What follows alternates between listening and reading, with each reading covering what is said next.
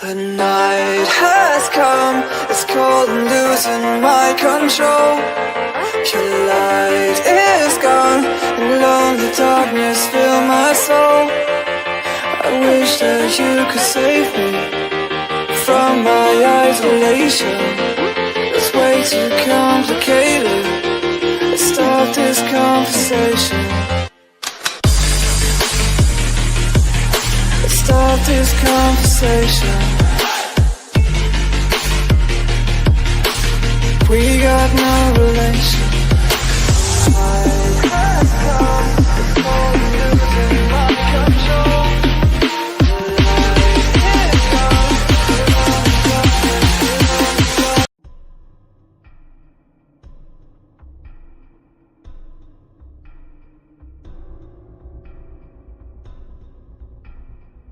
Welcome to Don't Whistle at Night podcast, where Navajo legends echo in the shadows. Darren and Dawn will guide you through the sacred fire of native storytelling, where the old stories breathe, the unknown walks among us, and voices, long hidden, rise to be heard. And remember, don't whistle at night.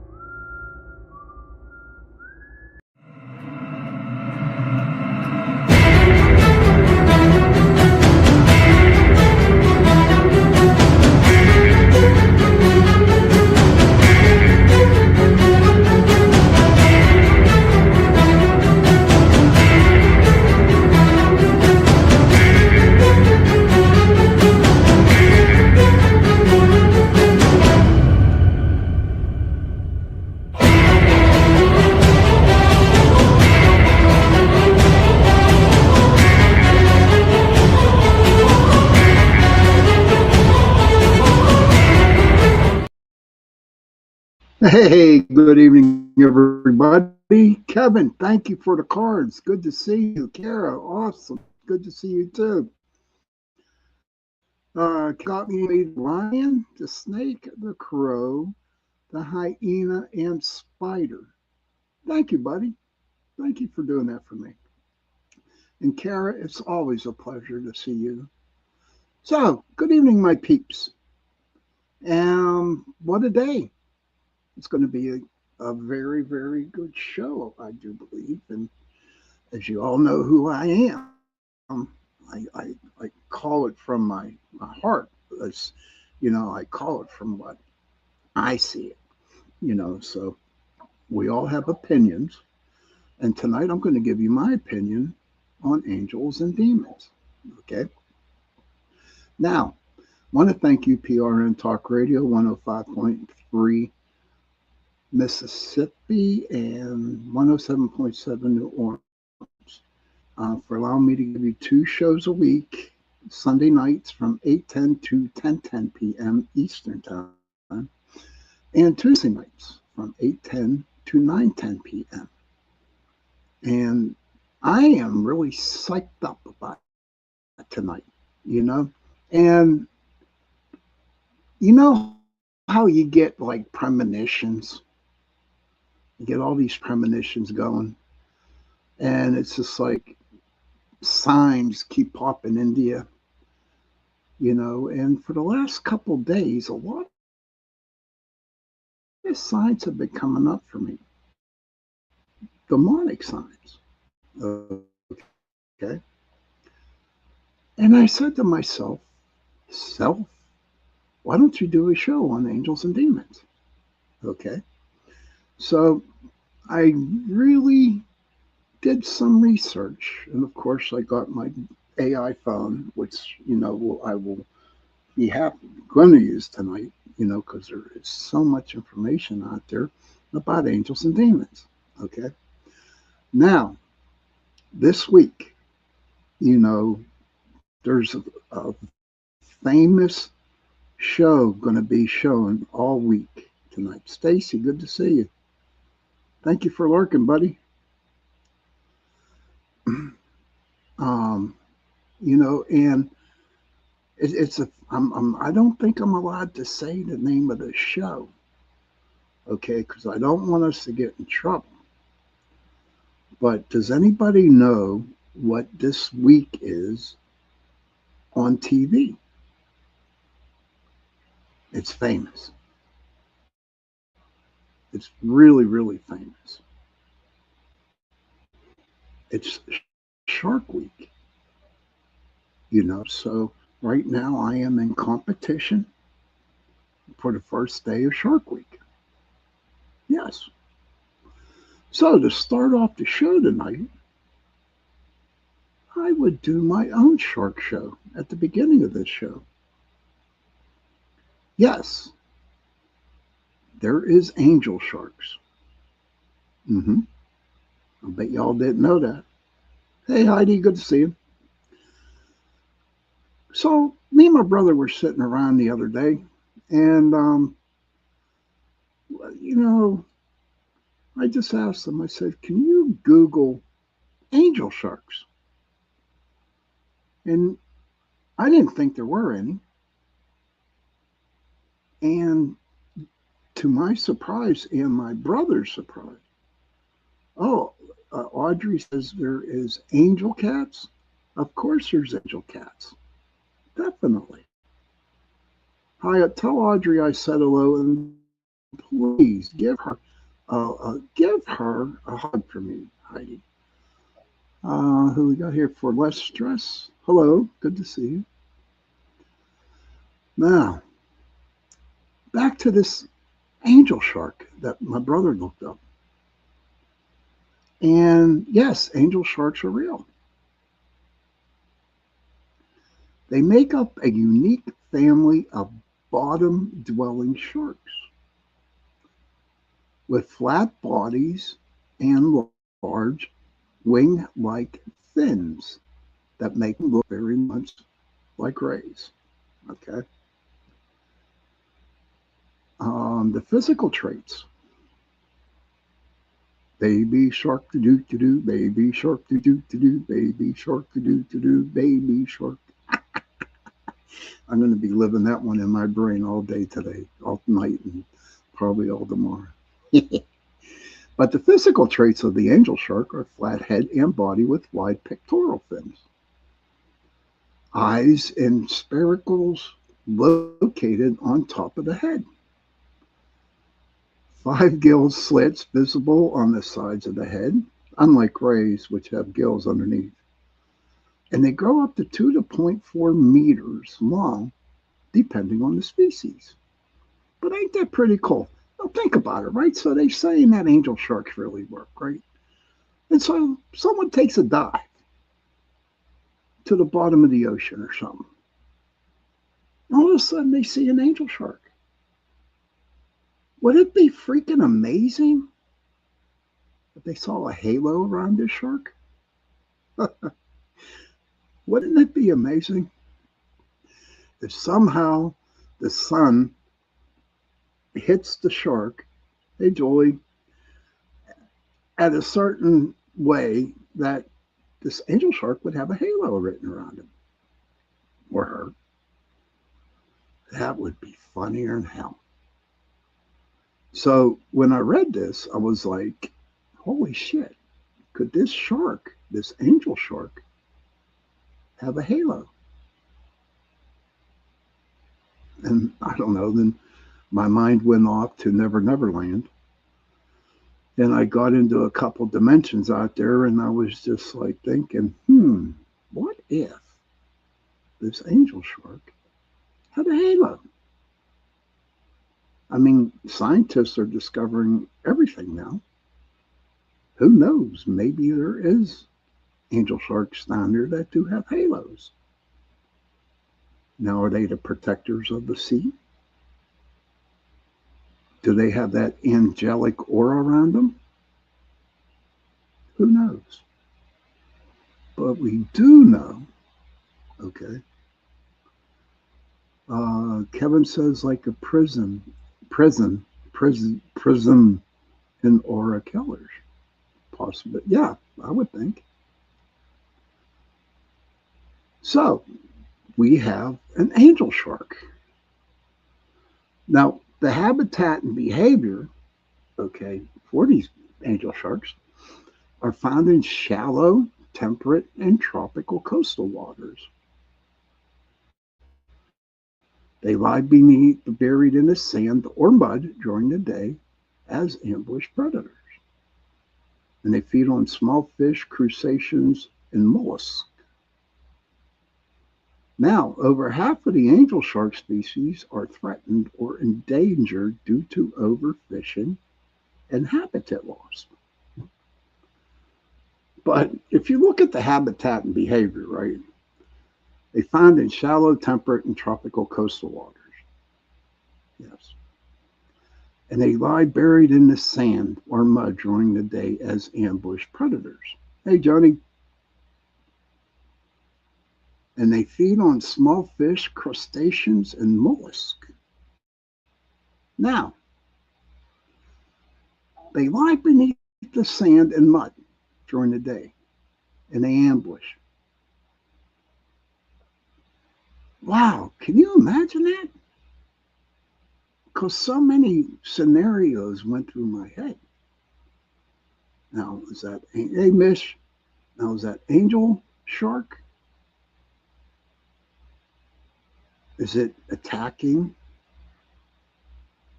Yay, Shark Week. Yeah, Johnny, that's why I got the angel shark here. Because I'm in competition this week with Shark Week. Yes. So, Johnny, I decided to do my little shark thingy. But that's all about the angel shark. Now, of course, I had to look. But my brother did the looking. So, you got your angel shark. That is extinct. So I have my brother Google, is there a devil shark? And you know what? It's called the black demon shark, or Delmonio negro, is a legendary cryptid rather than a real scientific verified creature.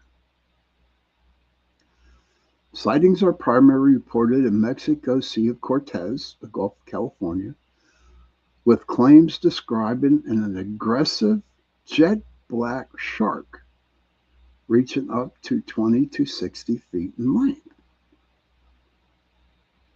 And the legend of the black demon, the local folklore, and fishermen have shared stories of an enormous dark-colored shark terrorizing boats in the region for decades. The myth gained mainstream attention in the late 2000s through shows like Monster Quest and has even inspired horror films. However, no specimen has ever been caught, filmed clearly, or documented by the scientific community. Kara says, Ninja Shark. That's funny. Marine biologists and researchers generally agree that the black demon is not a real undiscovered species. Experts attribute the sightings to a few natural phenomena.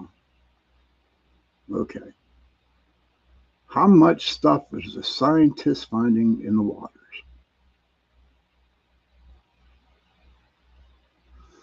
My favorite shark, honestly, I would have to go with the mako shark. That would be my famous one. Now, these are some of the phenomena that the scientists think what this black devil shark is. Whale sharks. They're massive, harmless filter feeders that can get lengths up to 40 to 60 feet in low light conditions or murky water. Their large size and tendency to bump into boats can cause panic among fishermen. An oversized great white shark. Great whites can grow up to 20 feet, and some locals believe the sightings might be in an unusually large specimen of a great white shark. Do do do do do do do do do do do do do do do do do baby shark. Some cryptozoologists suggest that the shark could be a great white with melanism, a rare genetic condition that causes an overdevelopment of dark skin pigmentation. You know what? It says here for a deeper look into the scientific theories behind the black demon sightings and what experts believe fishermen are actually encountering in the Sea of Cortez. And so there you go. And for all the stuff that they're finding in the oceans, okay, there could be a black demon devil shark. So I'd like to hear your opinions on that, everybody. What do you guys think? Um, I believe there could be. Kevin says that girl Earn warns me Peach's song. Well, I don't know. Hey Squish, good to see you. Proxy. That's very possible, Proxy. Baby shark to do, baby shark. Is a mantis a shark? I don't know, Kev. I don't know. But the mantis, what are they? They beat the crap out of people. Or shells and fish. Mantis shrimps. Yeah, that's what they are. But I just thought I would bring that up about a double shark and an angel shark because it is Shark Week that is on. Who I am like not duking it out with, but they're on now, and so is my show. So I just gave you my own little shark, my shark thingy. But yeah, I thought it would be pretty cool to see if there were a devil shark and an angel shark. And there are. Which brings me to what we were talking about. What's my favorite song? Oh, I have a lot of favorite songs. A lot of favorite songs.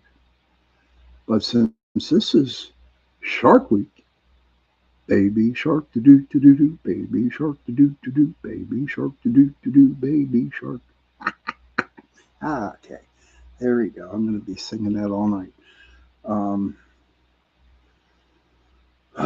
Miss says easiest way to walk on water is to see a shark when you're swimming. That's true.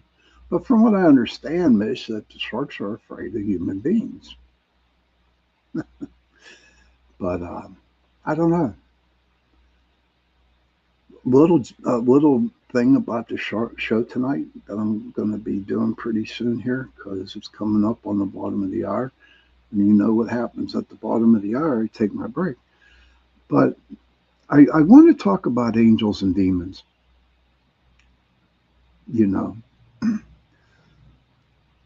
It just seems like I haven't heard about it for a while. Squish, do I like Taylor Swift? Am I going to get executed if I say no? I'm joking with you, Squish. If you like Taylor Swift, go for it, huh? I don't. But do I like Taylor Swift? That was the first question ever.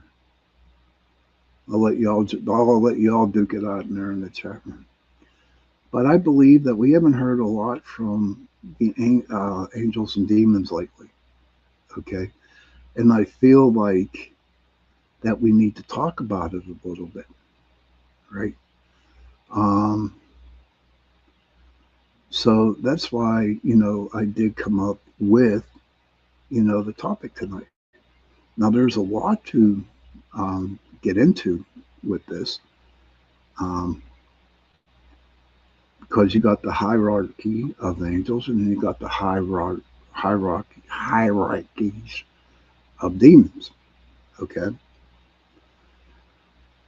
And I never knew there was hierarchies in angels. And when I read it, my very first view of, Merle Haggard's cool. I can deal with him. And I never knew there was different stages of angels. And I kept reading, and I was like, Nido? What the hell's Nido? I don't know. But there are different stages of angels. And there are different stages of demons. We're going to get into that. No, I don't do squishies. Nope. We're going to get into that tonight. We are going to get into the different levels of angels and demons. And I'm going to talk a little bit about Lucifer himself. You are an earth angel, Mish. You are. I see your halo all the time. Clock it, Gramps? I'm Gramps now? I don't know, but I don't know. Someone help me out with that one. But we're going to talk about it. So Kevin says, I think you can tap into demonic energy and use it for good. But be wise to be careful when doing so. Raise up your protections or stick to angelic guidance. That's true. You could, yeah. But we'll see as we go on to the show. But before I go to break, I want to tell you, I'm going to talk a little bit about Lucifer. Okay. And it's been a while, I think over a year now, since I gave my theory about Lucifer. And in the next half hour, we're going to talk about that. We're going to talk about Lucifer and what I feel and what I have read and what I have listened to others. Proxy says, my view same goes for the 7 deadly sins to the 7 virtues. Angels and demons are playing the game on different teams. I agree with you 200%, Proxy. 200% I agree with you. Now, it is at the bottom of the hour, and I do have to go to my break per rules of UPRN. And when I get back, I'm going to get into Satan. So see you in a couple minutes, everybody.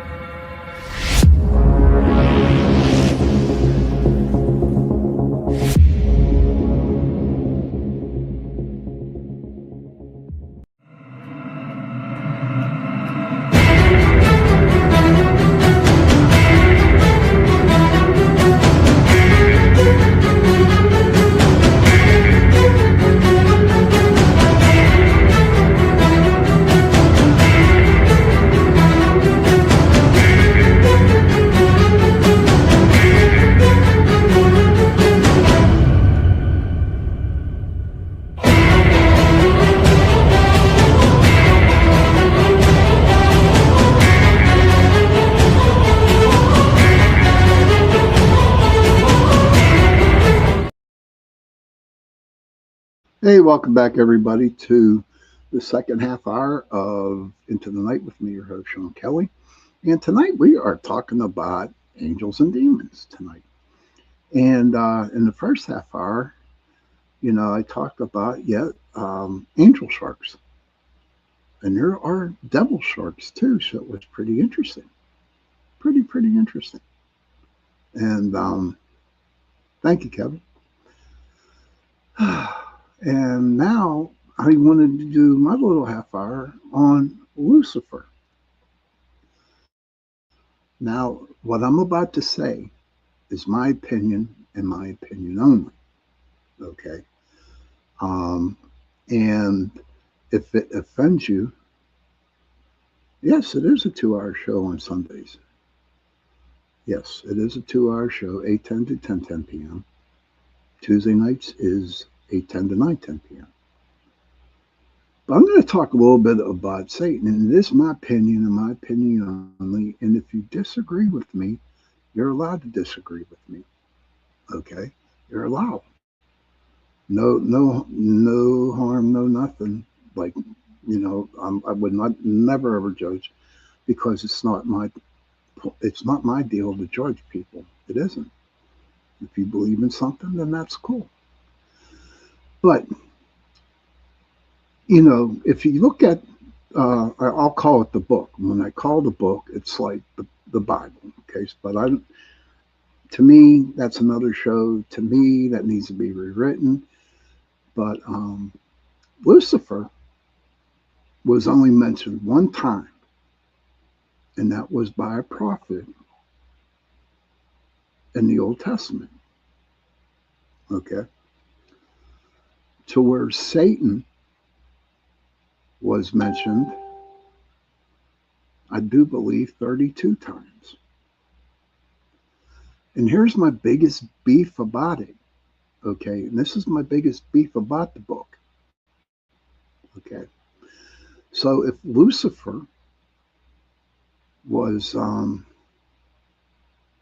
if Lucifer was only mentioned one time in the Old Testament, how come they put the name Satan 32 other times?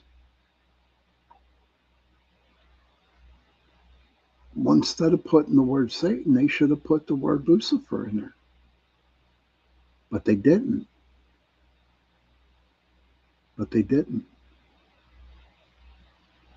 And to me, and I did a lot of research on this, and I have done shows about this, and I have listened to people who study the Bible, who study religions. I saw a lot of stuff on Discovery channels, history channels, because it fascinated me. Okay? It fascinated me. And the deal is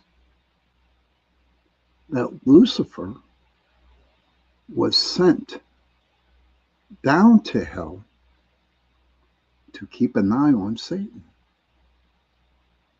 Yes. He wasn't down. He wasn't sent down or kicked out of heaven to become Satan. There are three entities down in heaven. Down in hell, I'm sorry. There's three entities. You got the devil, which is separate from Satan. And a lot of people think Lucifer is Satan. And they believe that Michael kicked Lucifer out of heaven because he was a little jealous of God. Okay. And by just reading and watching and listening, I beg to differ. Okay.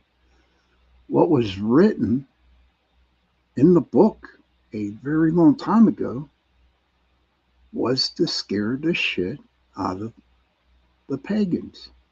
It was supposed to scare the shit out of the people who were not Christian so they can go into Christianity. And so, of course, they're going to write in the book that he was a big fight between Lucifer and Michael up in heaven.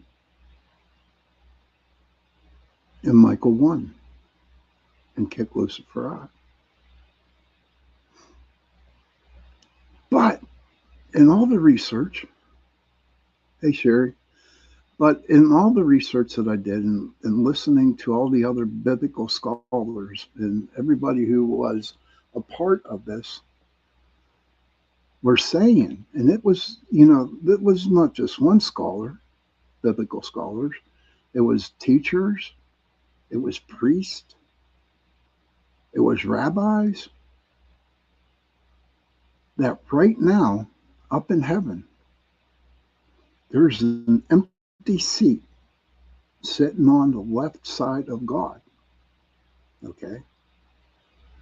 And when the world ends, when it's completely gone,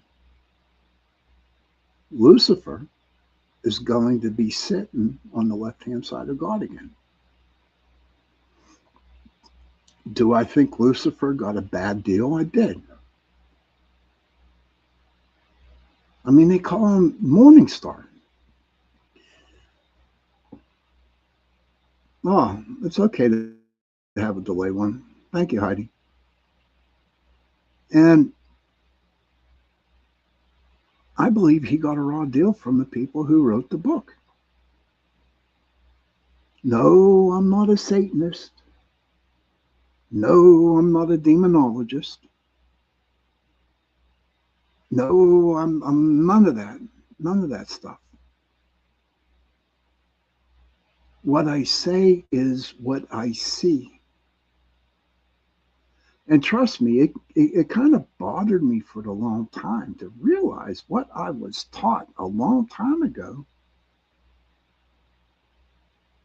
But I was taught a long time ago, growing up in the Catholic Church, that he was bad. It's hard for me to wrap my head around the fact that Lucifer at one time was, God loved him so much.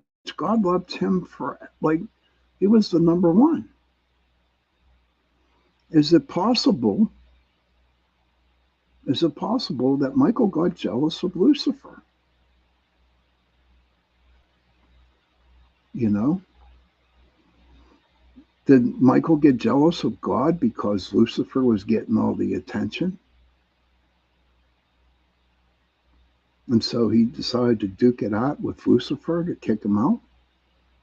And as what the scholars people who wrote in the damn book,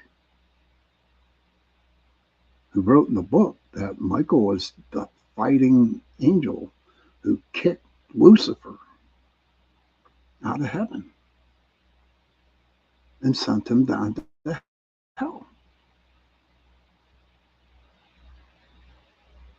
And I just can't see it. I just can't see it.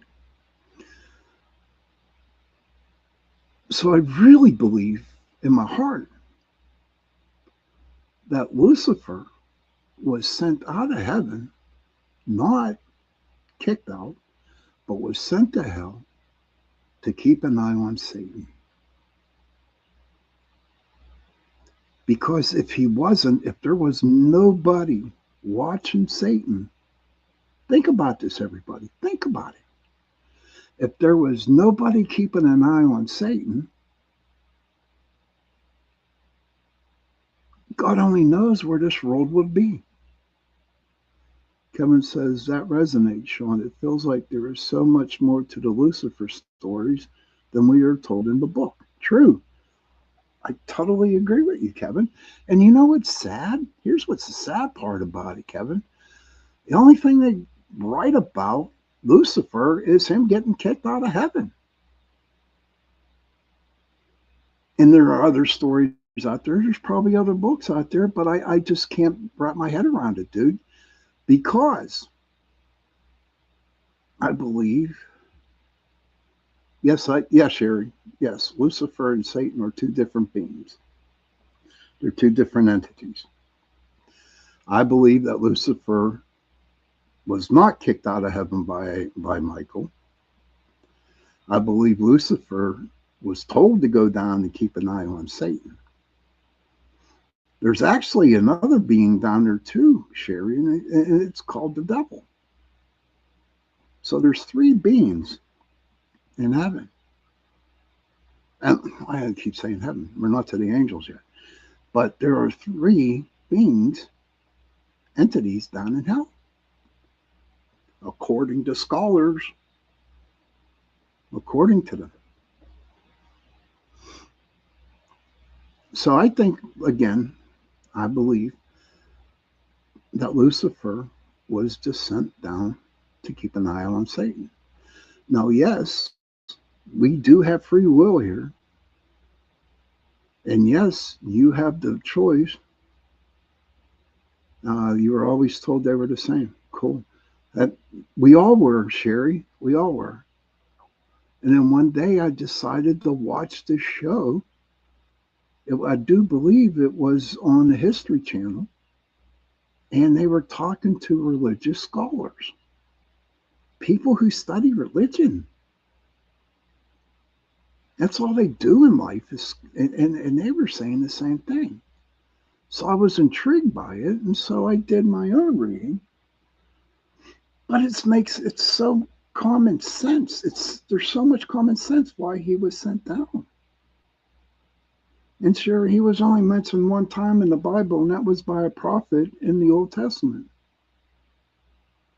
32 other times the word Satan was written in instead of Lucifer. I don't, Sherry. That was a while back. Honest to God, I don't. I don't remember. I'm lucky I remember yesterday, buddy. Be honest with you. And it might have been the History Channel. I really don't know. It was one of them. I was sitting down and watching it. And these scholars were talking about it. So that's my opinion. That is my opinion about Lucifer. I believe he got a raw deal by that one person in the Old Testament. Oh, yes. No, there's no confusion. We know you're a day ahead, Mish. We do know you are. And who knows what's it going to be? We can't change nothing now. We were always taught that there were two, that they were the same person. I did for a long time. And then it just became common sense for me. That why would you kick out Lucifer out of heaven? And God loved him so much. And they're saying in the book that he kind of, not, I don't know if it was written in the book. He was just mad because he didn't like the way God was handling stuff. And so Michael, of course, written by people, saying, well, that's who kicked them out of heaven and sent them to hell.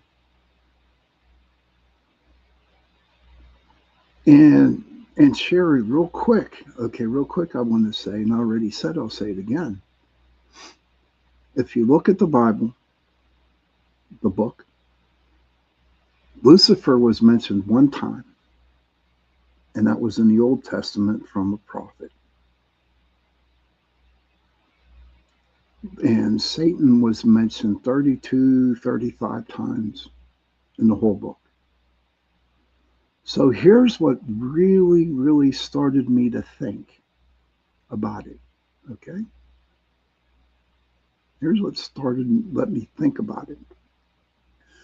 Was if these people honestly thought Lucifer was Satan, then why not the 35 other times Satan was written down instead of Lucifer? Hey, Cat.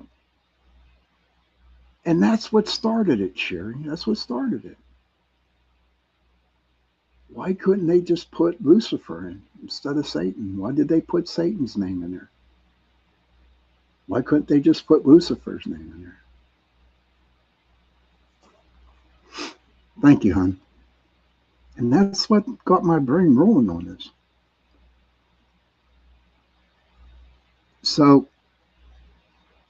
but I'm not here to, change people's thoughts. I'm not here to tell you that, I don't know what's going. You're from Poland. Oh, welcome. That is nice to hear. Someone from Poland. That's great. Welcome to my show.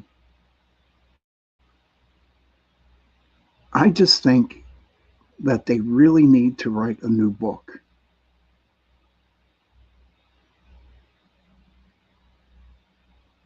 And be honest about the new book that they write in. I just hate to see people blaspheming the names or saying things that aren't true just to scare the shit out of people to turn into Christianity. And that's one of the stories that did. Now, I said this on my other show the other night. Okay, now my friend Penny, she's really big into the Greek mythology.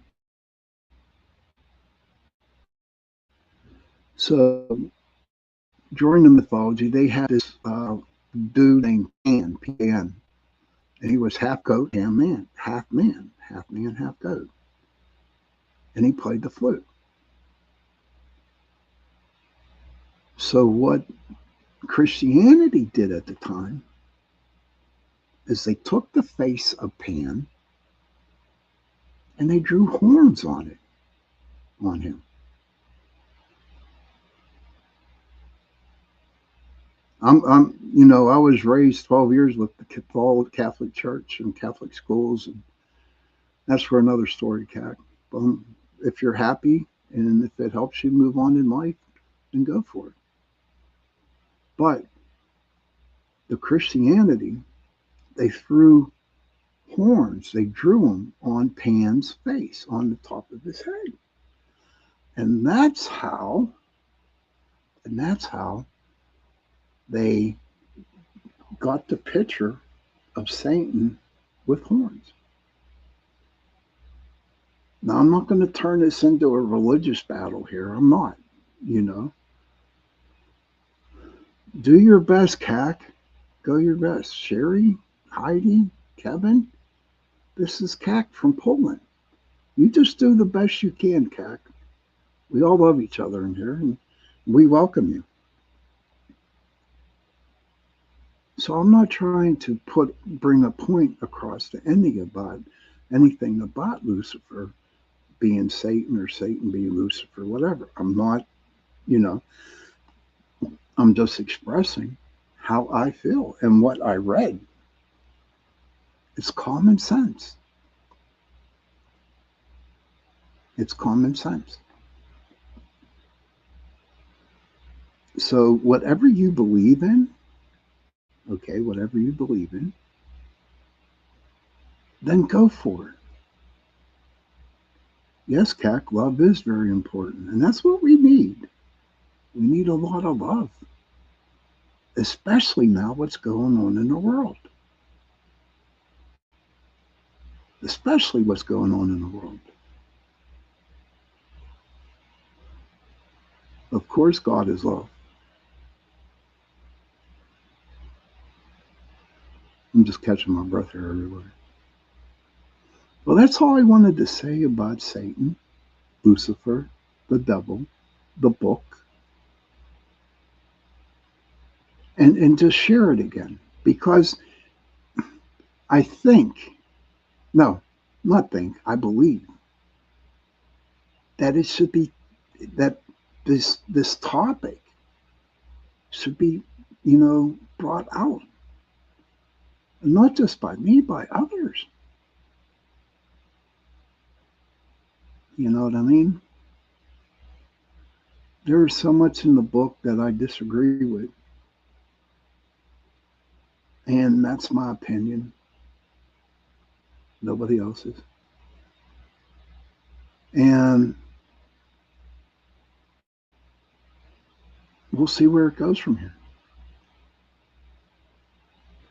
That's all we can do, is to see what goes on.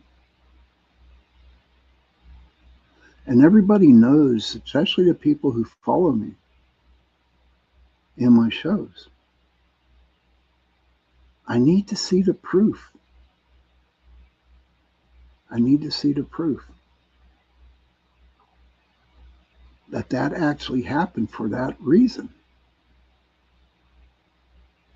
It's really hard for me to take the word of someone that probably didn't even know what was going on. That he heard it from a story, that heard it from a story, that heard it from another story. What Joni called it last week, the telephone line. Yeah, the gang. And each time the story was told, then another story, some more was added to it. I'm going to tell you one more story why I really have a problem with the book. And then we're going to drop this, about how I feel. And this is another thing that really had me thinking and kind of blew me away. If you look at the New Testament, Matthew, Mark, Luke, and John, okay? In Matthew, Judas wasn't even mentioned. In Mark, that's when Judas came on the scene and started to, be friends with Jesus. In Luke, okay, that's when Judas and Jesus, and this is the way I say it, they're friends. They're very good friends. Now here's the crazy part, everybody. In John, who was written 96 years after Christ died on the cross. Sherry says, how would anyone know what happened in heaven? Who would have told the first story? Correct, Sherry. Correct. I didn't know how to sentence that question. Thank you for doing that to me. Sherry says, how would anyone know what happened in heaven? Who would have told the first story? Thank you, Sherry. And I'm being on, I'm very happy you brought that up, because that's what I've been thinking all, for the longest time. And it's not so much what happened in heaven. This story I'm going to tell you right now. Okay, so John, the 4th chapter in the New Testament, was written 96 years after Christ died on the cross. Okay? And John blamed Judas on Christ, with him getting crucified. And he got paid 30 pieces of silver. Now, if you look at the picture when Jesus was died, that got crucified, think about this. Okay. Think about this. The Judeans are the ones who crucified Christ. The Judeans. So whoever wrote John, or heard the stories before it got to that point, if you take Judas and the Judeans, the names are similar. Judas, Judeans. And I guess whoever wrote that story could have been a Judean. Who knows who wrote that story? Could have been 5 or 6, 7, 8, 9, 10 people who wrote that book. But to put it out 96 years Huh? 90, whoever put that in there after 96 years of Christ dying, it just does not make sense. It don't. It don't make sense. And that's why I have a problem with the book. And that's all I'm going to say for now. And that's all I'm going to put, because I'm getting a little, my Irish is starting to kick up in here.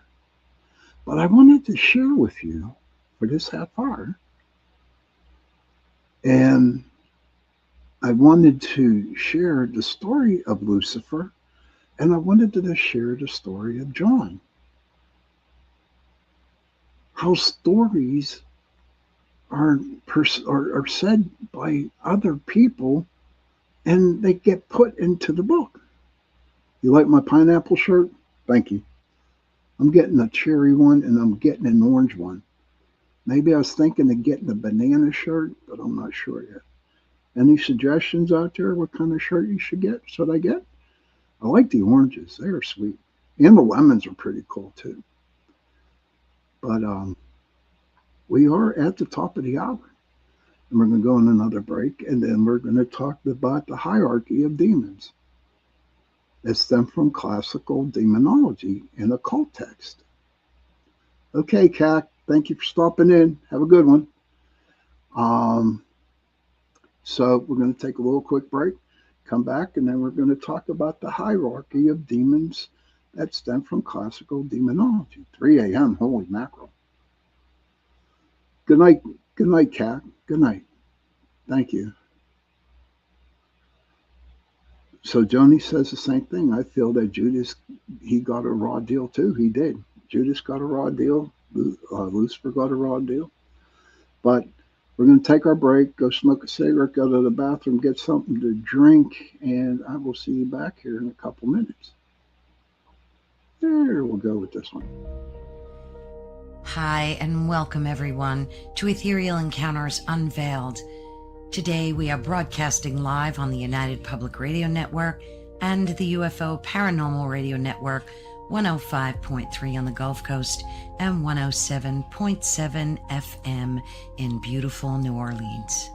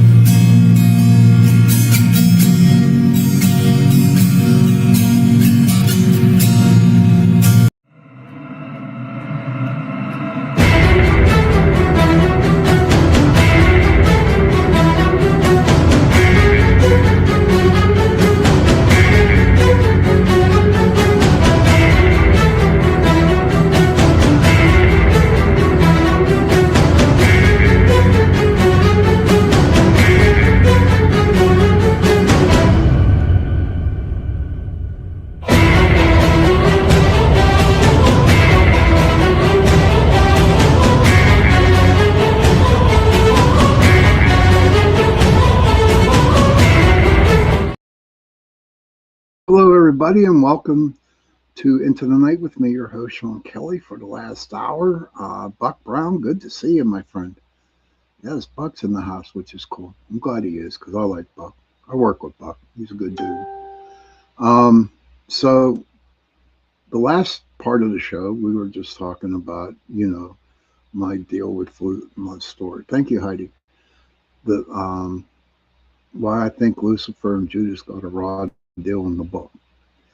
But since now it's 9 o'clock at 10, we're going to talk about the hierarchy or the major demons of hell and what they're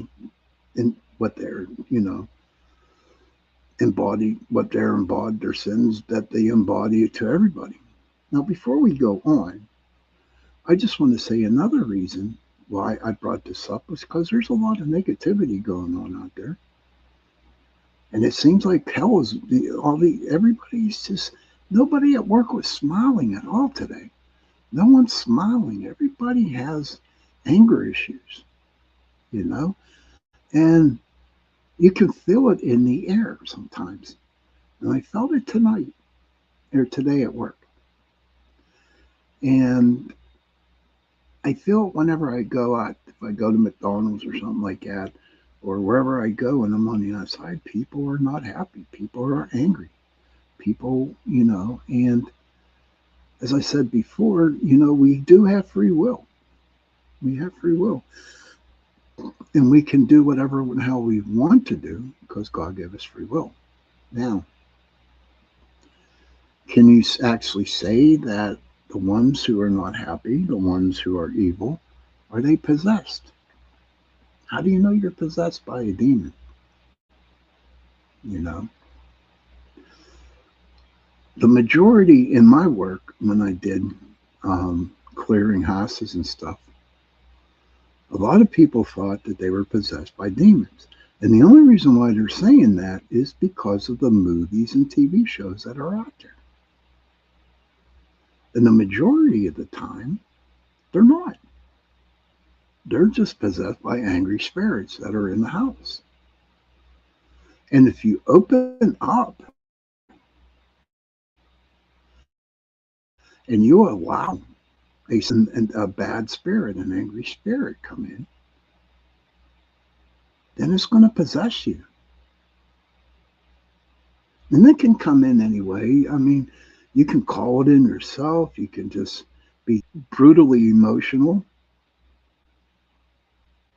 All kinds of stuff that can bring something in and just make life really hell and miserable for you. And right now, I believe that everybody out there, not everybody, the majority of everybody, that there's a lot of lot of evil energy out there in the world today. And I used to say a long time ago when I first started doing podcasting, the very first thing I'd say a lot was I wish that one day I pray when I'm alive.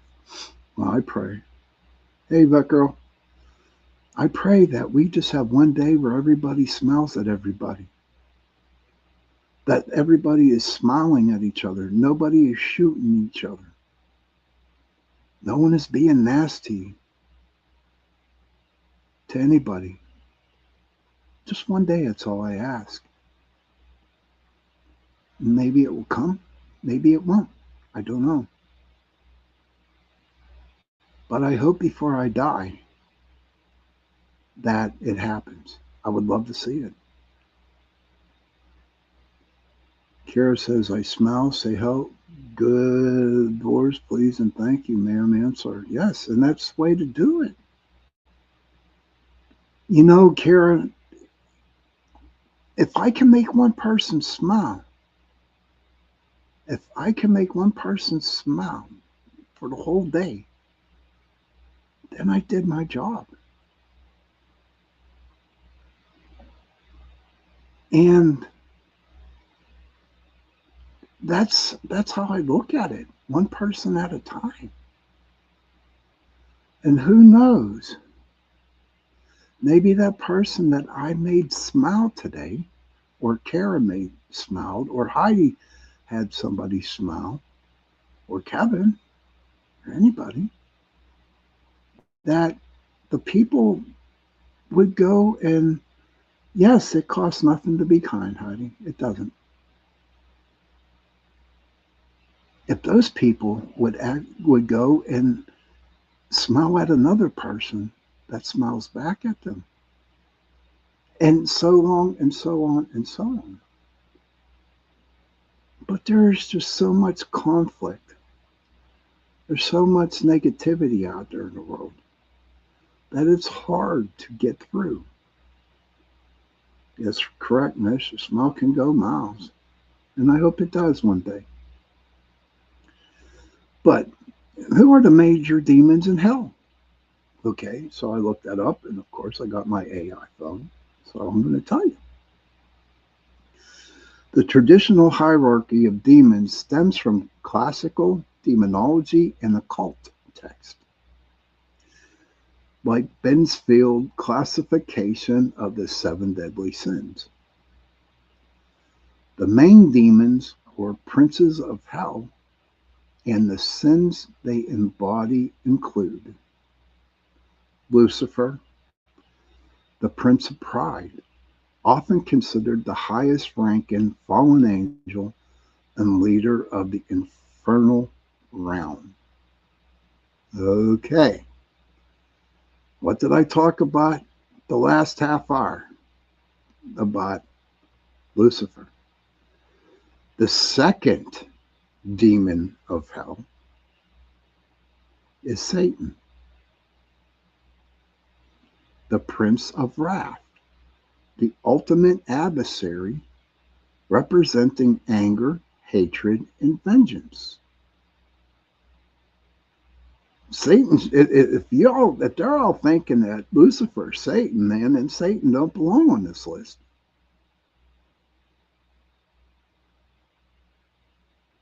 It's what I was trying. That was what I was saying in the last half hour of the show. Then Satan don't belong here. They should just have Lucifer's name in there. How can you have Lucifer and then you got Satan, the prince of wrath, and Lucifer's the prince of pride? Huh? It's crazy, ain't it? It's crazy. Okay, Asmodeus, the prince of lust, a destructive demon responsible for sexual desire and moral corruption. Heidi says, triumph, fight the good fight. The good book says it's better to give than to receive. I do my best to do my part. Lord, Heidi, I do know that, and so does everybody else. I really do. I totally agree with that for you. And Kevin says, I smile when they are out of view, roll eyes. And Heidi says, nothing in my pockets. I got nothing up my sleeve. I keep my magic in my heart. Fight the good fight every moment, every minute, every day. Fight the good fight. Every moment's your only way. So true, Heidi. Totally agree with you. Okay, you can wink. I love that too. But so as Asmodeus, the prince of lust, a destructive demon responsible for sexual desire and moral corruption. Mammon, the prince of greed, symbolizing wealth, materialism, and unbridled avarice. So I guess there's a lot of mammons out there in the world today that have wealth and materialism stuff. Kason, good to see you, buddy. Then you got Beelzebub. Okay. Be careful. You don't want to say that name a lot, 3 times, because he's around. But Beelzebub is the prince of gluttony, also known as the Lord of the Flies. There's Leviathan, the prince of envy, a massive sea monster associated with jealousy and the destruction of nature of envy. And then there's Belgafor, the prince of sloth, often depicted as a lazy demon who tempts humans with idleness and easy wealth. Huh. It's interesting. But then again, you look at that, whoever wrote that, that was wrong. That was totally wrong. Because they put Lucifer and Satan in that same list. Let me see what this one says. Um, okay, let me see what we got here. No, it, there's so much stuff that is written here that it all they all say the same things. Let me see here. What we got here? Uh, okay, not that one. Historically, demon hierarchies and classifications were created by medieval and Renaissance demonologists, occultists, and theologians. Notable historical taxonomies include the 11th century classification by Byzantine scholar Michael Pelles and the 16th century demonic rank list by physician Joanne Wire in his text Synonymica Daemonum. That's 16th century. What's up, Spark? So are these demons and angels as they are given that name by men, or are they entities that known that those names are in history to strike fear? The later of that one, buddy, is it religion or entities acting the same? No, they were given names.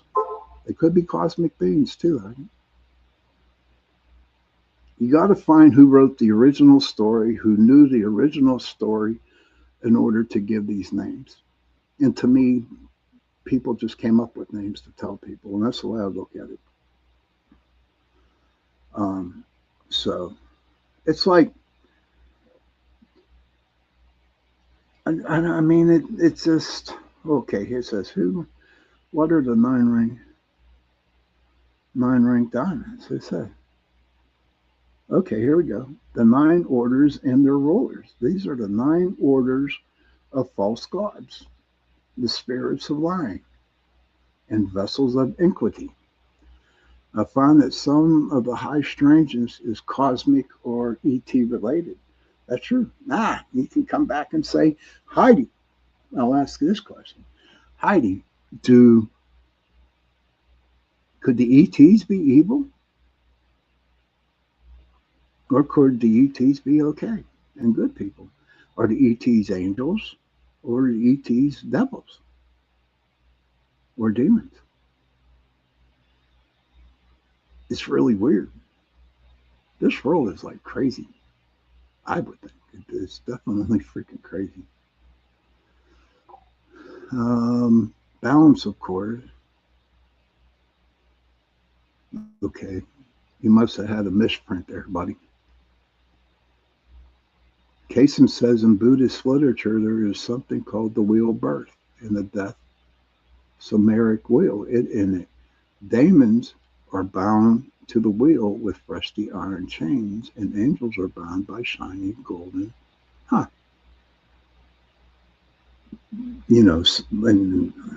Heidi says, so good. There are all kinds of beings out there. True. But that would be for like a whole month of shows to talk about that one, my friend. But these are, I'm going to be reading now. Okay, the 9 ranks of demons outlined as the scale of Narbonne in occult demonology by Cornelius Agrippa, mirroring the 9 traditional angelic choirs, are false gods, spirits of lying, and vessels of iniquity. Yes, demons. Yeah, demon is a strong word. But a lot of people out there, especially the houses that I have done, that I have investigated, that I have cleared out, everybody thought they were demons, but they're not demons, Kara. They're freaking angry spirits. And before I go on with this, before I go, I'm going to tell you another story. I went when I was investigating. Okay, so we went to this apartment, and there was a guy and a girl living in this apartment, and they were having some really bad things happening in their bathrooms and in their living room because it's like a one bedroom apartment and stuff. So I go in, and I go in my meditation, and I go out there. I bring my Lakota with me, my wolf, and there he was. And all the demons in my meditations look like Uncle Fester of the Addams Family. You might think that's funny, but it's true. They look like Uncle Fester. Long story short, I was fighting this dude, and he was strong. He was strong. He brought out the hellhounds. I had to bring out my wolves. I mean, it was terrible. And then all of a sudden, what happened, and this is so true, you know, may somebody strike me dead if what I'm saying is not true, but this is true. Okay. So the evil, he wasn't a demon, but he was evil. He was an angry, evil spirit. So where he was at, a circle opened up around right beside him, circled right beside him, and was an open circle. This dark black figure came out, snatched that boy by the head, and pulled him into that hole. And it closed back up again.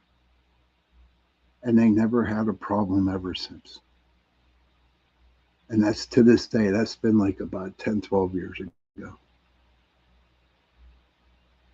that happened. And they still haven't had a problem.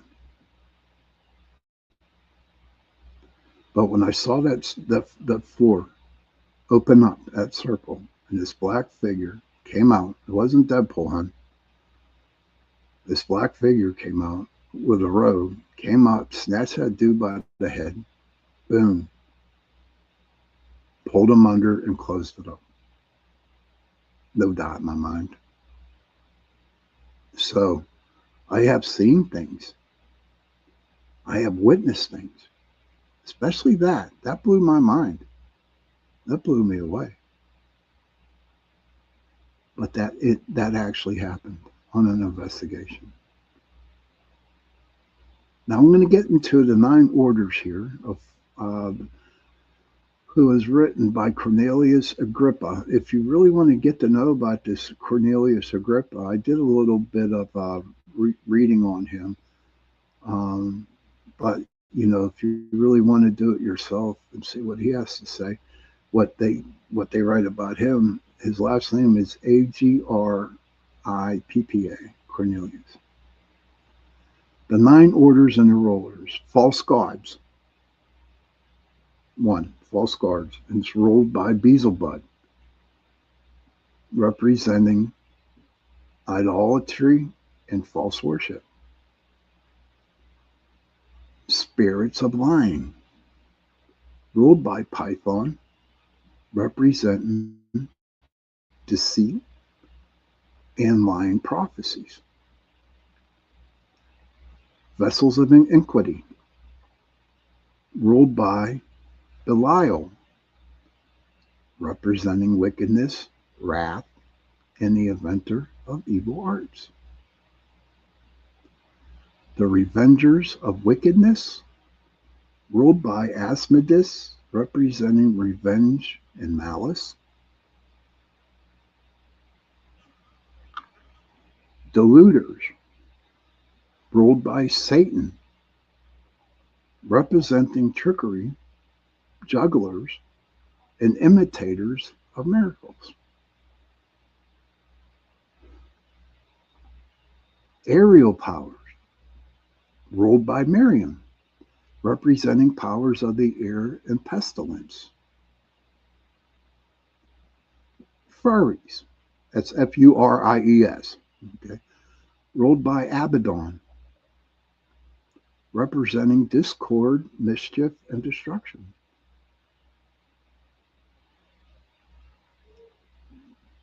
Idaho says the most interesting part of demons is the only documentation we have on them is when the entities say that's my name. So is that the name of the classification of what they are? I guess. I don't know. I'm just reading this from AI, buddy. Oh, everything's a fair tactic, dude. Everything is. Everything's a fair tactic.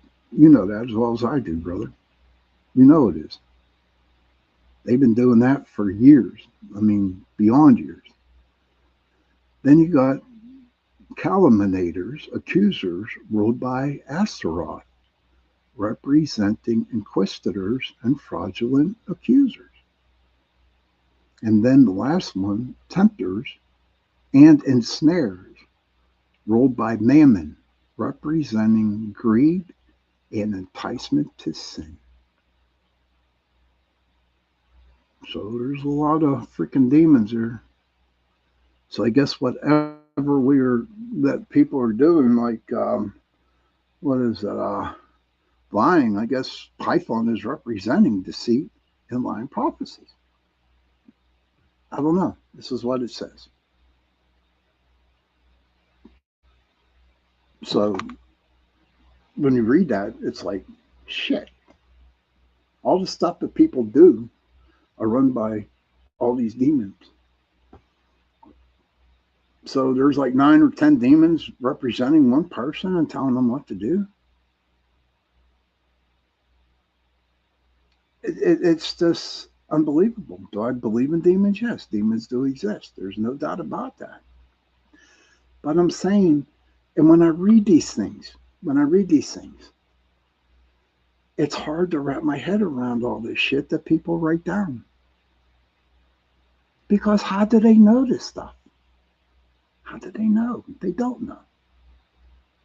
They probably heard it like Joni's big deal, like big thing. She said it's the telephone line game. You know, and then God only knows what was read by back when Christianity wanted to take over the Druids, the pagans, what they said.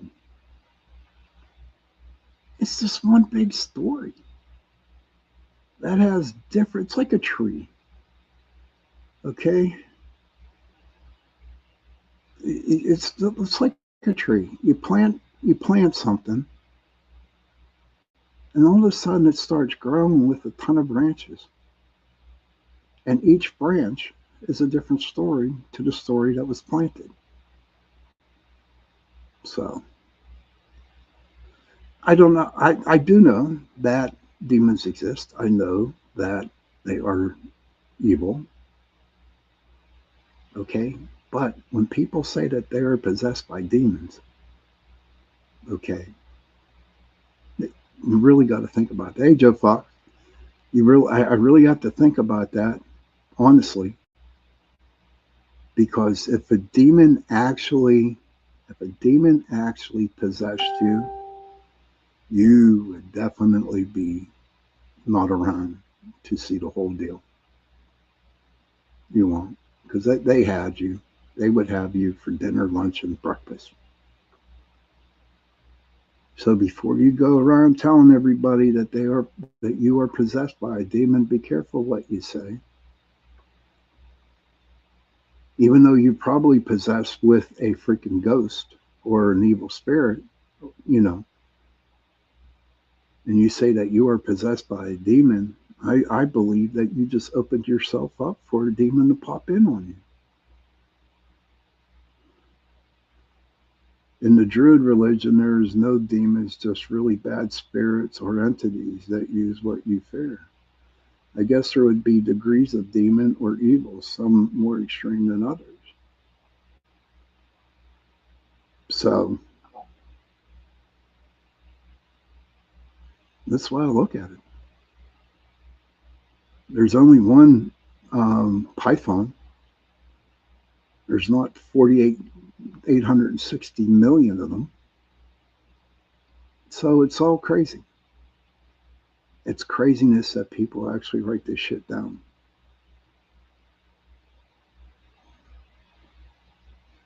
How do they know? How do they know? growing up? Were we all taught a lie? I'm sure we were. Cindy Simpson. Hey, hi, buddy. Cindy was probably watching Shark Week. Just kidding, buddy. Just kidding. Baby shark to do to do, baby shark to do to do, baby shark to do to do, baby shark. Okay, so we are in the last half hour. Well, at the bottom, it's 9:30 p.m. Eastern Time, and what we're going to do is we are going to go do a couple-minute break here. I will be back.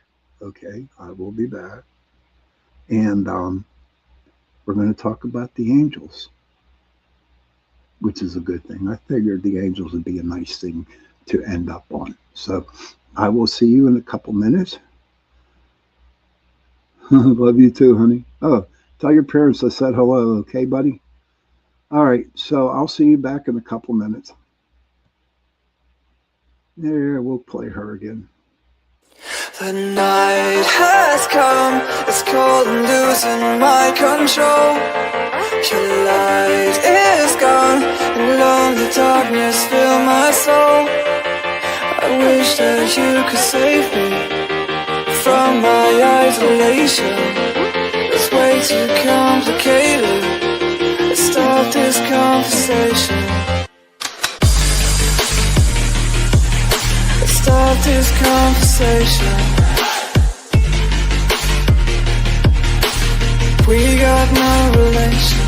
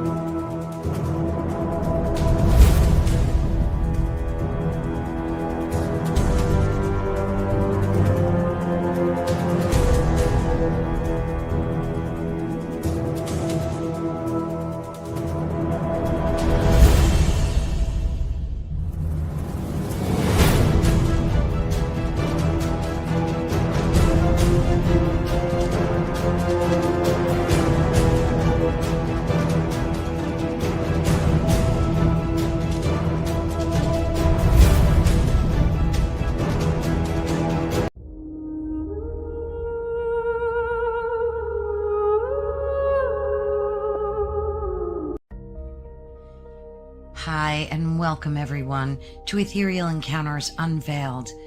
Today we are broadcasting live on the United Public Radio Network and the UFO Paranormal Radio Network, 105.3 on the Gulf Coast and 107.7 FM in beautiful New Orleans.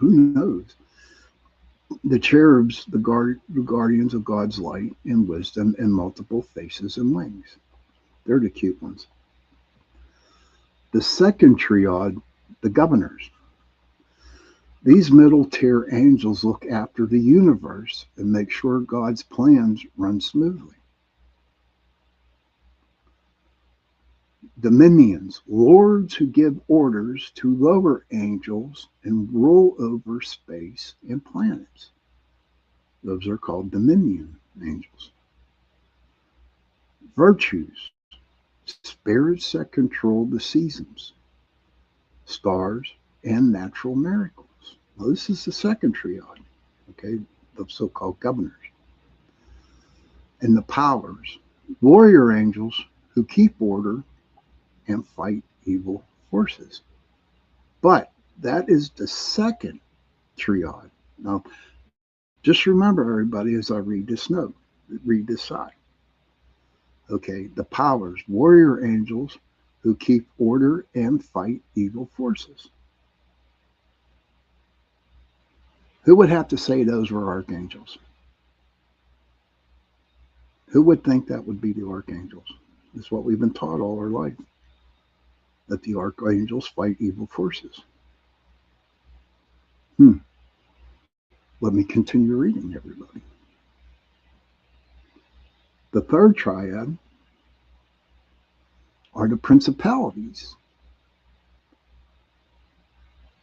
the guardians who watch over countries, cities, and human leaders. Kevin says, "Oh, faceless butt with golden light and face, white robe, who are they?" I believe those were, my friend, the powers, the warrior angels. I believe that. Now, right after the principalities, who are the guardians who watch over countries, cities, and human leaders. Exactly, Heidi. I'm going to read it. Heidi says, side thoughts, so much of what we were taught were lies. Yes, ma'am. Yes, they were. They were all lies. All lies. 100% lies. Now comes the archangels. Now they're all the way down there. They're like number 8 on this tier here. They're number 8. Special leaders and messengers of great news. Horseshit. Excuse me. No, special leaders, yeah, they're leaders. And they do message. My number 1 archangel is Uriel. That's the one that goes with me when I go fight, bad spirits. Then you got Michael. Someone's perception of their truth. So is it a lie? It's a lie because we were lied to. Think about it. It's their perception, and everybody has a good perception. But the more I read, whoever had that very first perception, Mish, honestly, they needed to look different, I do believe. See, to me, everybody, today's the 21st century. We're in the 21st century. We're not dumb. We're not dumb.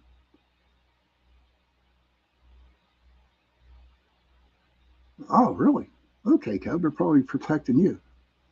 But we're not dumb people. We know what's going on. We're thinking now. We're not back in the 1950s or 60s or 70s, what they drilled into our brains. We're starting to think, we're starting to see, and we're starting to feel what we are feeling. Now, I believe that everybody has their own point of view, and I totally agree with that. And it's okay to disagree with that person and share your own thoughts of how you perceive it. Okay? But what I've been reading about all this stuff, I never heard of such stuff. I have never heard of these. I did not know there were, nine tiers of angels. Never knew about it. I mean, the only thing I came close to was at the beginning was the cherubs. I never knew about the seraphim. Never knew about them. So I started reading up on angels. And that's the truth.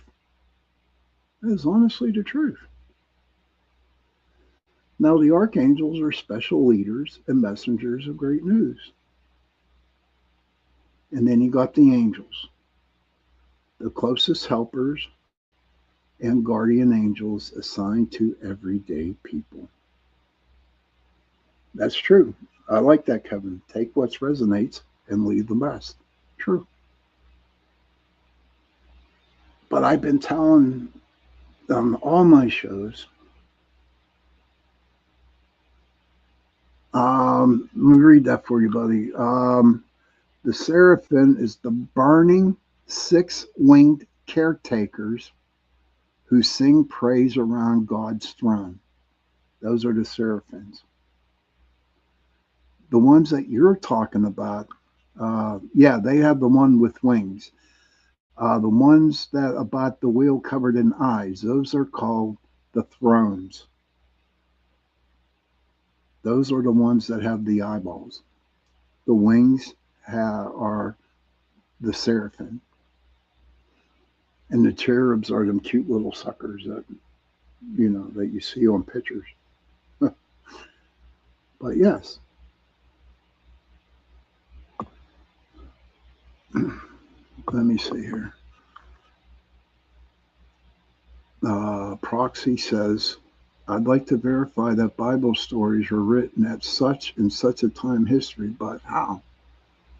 I've been asking that question, Proxy, for a long time. How? Kevin has his own. You're welcome, Mish.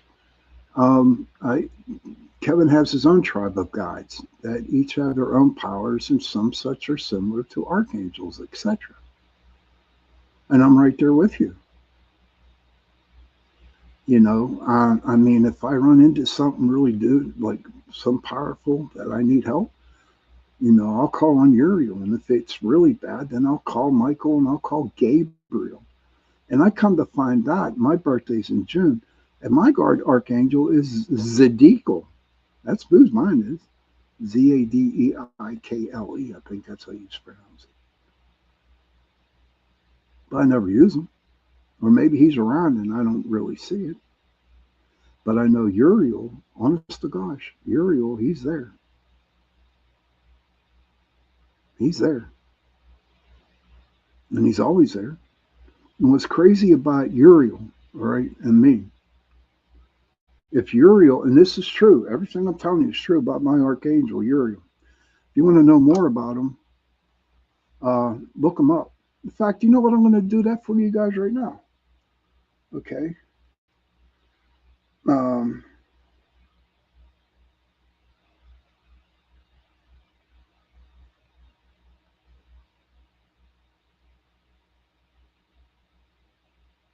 Let's see what he says. Okay, this is my archangel, Uriel. Archangel Uriel is a prominent angelic figure whose name means God is my light, or fire of God. Though not mentioned in the standard canonical scriptures of major modern religions, Uriel appears frequently in Jewish rabbinic tradition, apocryphal texts, and specific Christian branches. Rules and attributes. He's the angel of wisdom, widely regarded as an intellect and spiritual guide who assists with problem solving, studying, and understanding deep mysteries. Please, that would be beautiful, Mish. I appreciate that. Thank you. Okay, so the angel, he's the angel of wisdom. And their own names come to me as well. And that's understandable, Kevin. I mean, I have a story about Mother Earth that would blow you away. Symbolism. He's frequently depicted in religious arts holding an open book, a scroll, a fiery sword, or a flame representing the divine truth and illumination.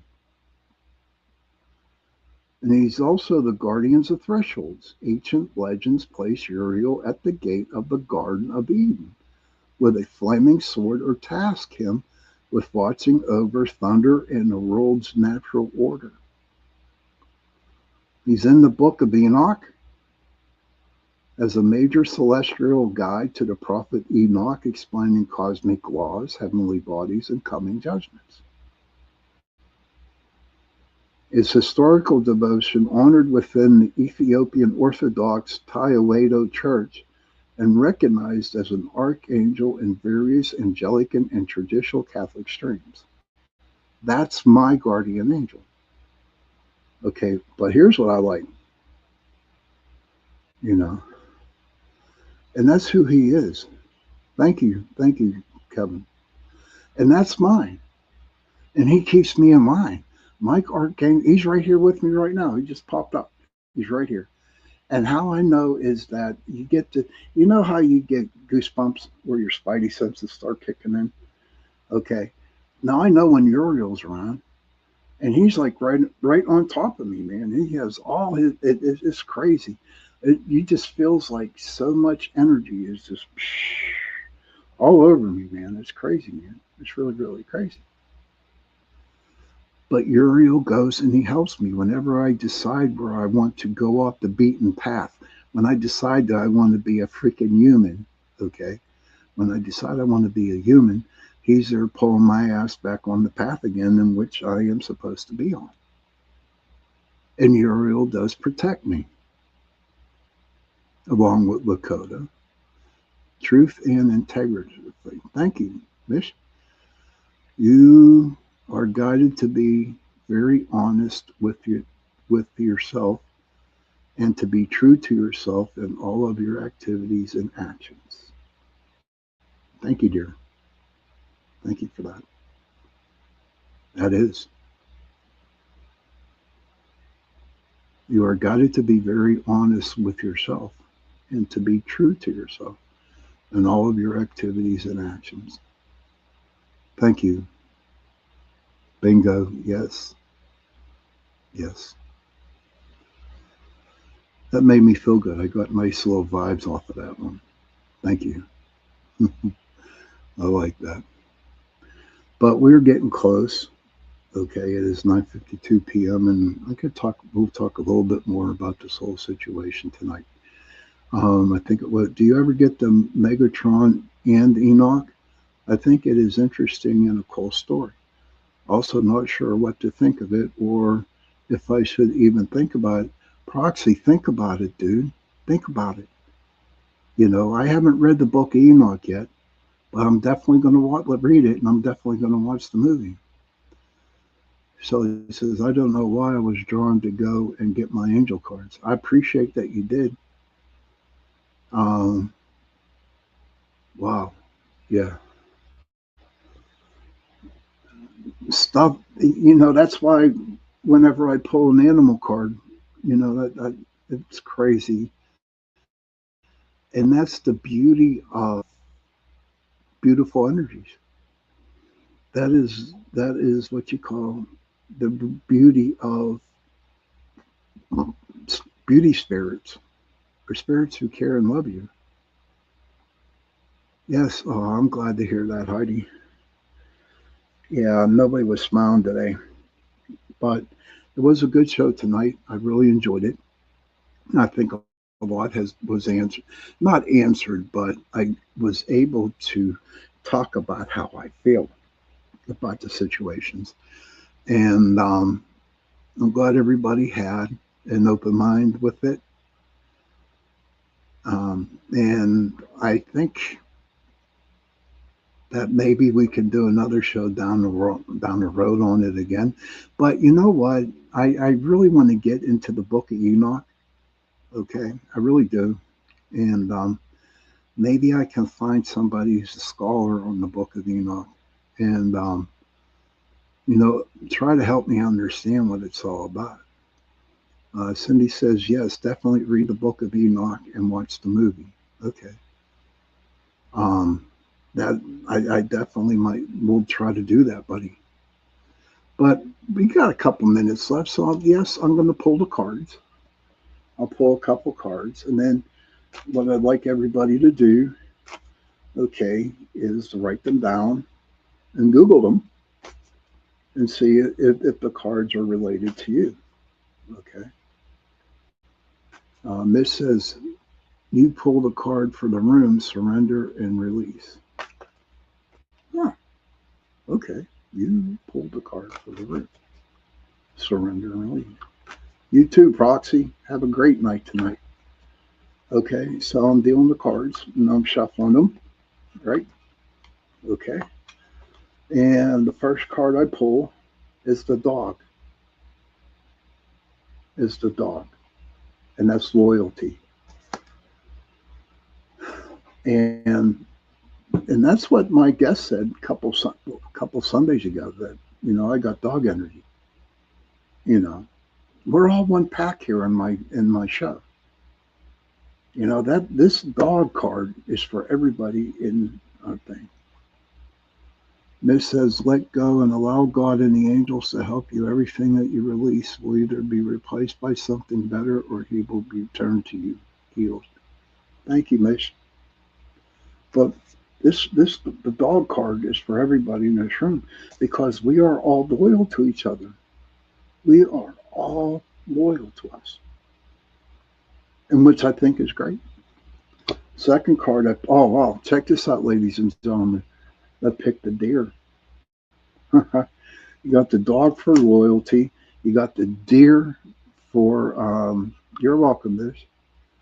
You got the deer for just gentleness. The deer is gentle, loyalty, gentleness. And the third card, oh my gosh, check it out, everybody. The eagle, 3 cards. The dog was yes. The first dog was the first card was the dog. And the second was the deer. Yes, Joe Montaldo tells me that all the time. And the second card was the deer. And the last card was the eagle. And the eagle flies up and it's like, he brings messages back from God and tells you. I love those 3 cards. Those are the greatest 3 cards that, I have drawn. The dog. I like that, Mish. Dogs backwards is God. That's true. Cindy says, yes, definitely our group. It is, Cindy. Absolutely.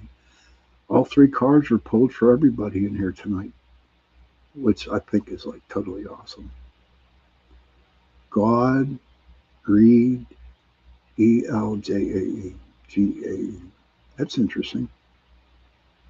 That's interesting. But we are getting close to the witching hour, everybody. I want to thank everybody for stopping in tonight and watching the show.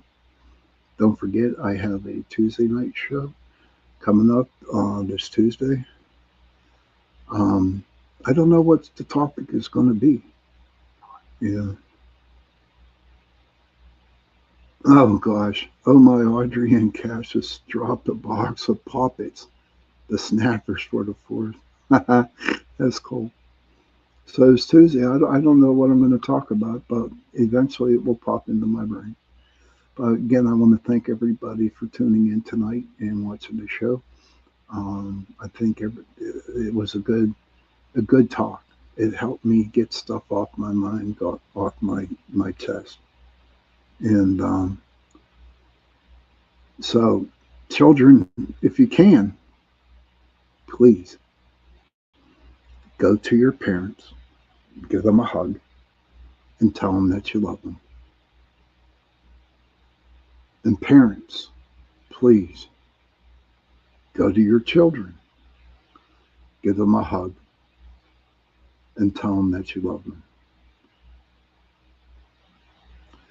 And if you have no parents and you have no children, find someone, give them a hug, and tell them that you love them.